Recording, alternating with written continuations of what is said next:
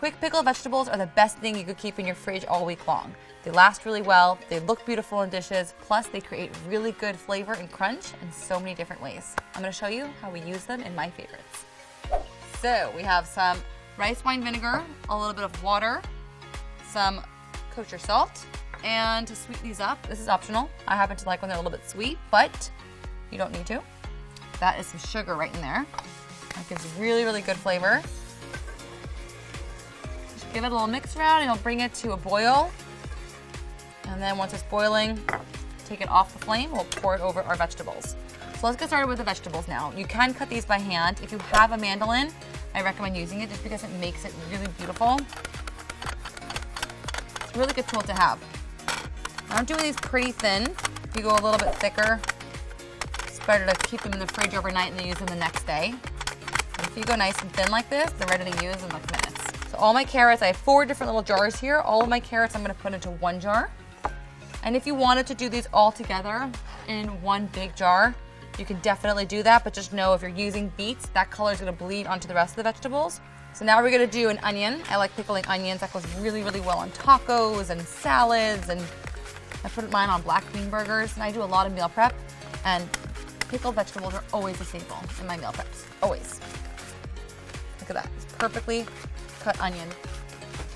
All right, now we're gonna work on some beets. If you wanted to peel these, you most definitely can, but they are kind of messy, and I find that when you're pickling things and when you're cutting it so thin anyways on a mandolin, there's no need to really peel them. Oh, gorgeous, that color is so pretty.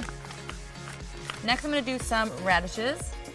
They're really pretty as well. And add some nice little peppery heat. Just cutting off the little bottom ends here. And look at that. Now we get to the quick pickle. So I have my 4 little jars right here. All the seasoning is already in our brine. There's no need to season them anymore, but if you want to add any other spices or seasoning or any herbs, by all means, you can put them right into your jars. And all you're doing is just ladling that hot brine over the raw vegetables, and they are just going to soak up all that flavor, and it's gonna help kind of quick pickle and somewhat cook these vegetables. So I'm gonna put these back on my counter for about 20 minutes or so, and then I'm gonna show you how I use these in some really, really good, flavorful, and beautiful dishes. Now I'm gonna show you the fun part, how to use these pickled vegetables in some different really fun dishes. Tacos are one of my favorites, and this is just like the most colorful board here, and what I also love is making my own dish. So putting this all out as a spread on a table, and everyone gets to build their own little tacos. I absolutely enjoy that. I have a corn tortilla here. I'm adding some chicken. And these are all things that you can make in advance. So you can prep this all Sunday. I do a meal prep on Sunday, and you just have food for the week. All right, so we got our chicken, and let's do a little bit of black beans on there, some corn, and this is when we get to use all of our fun pickled veggies. You could choose a few to use.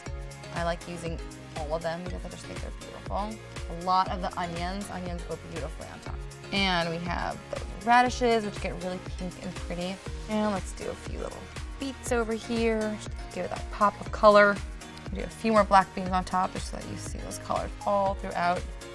That's a taco without some fresh herbs and a crema and of course some fresh lime.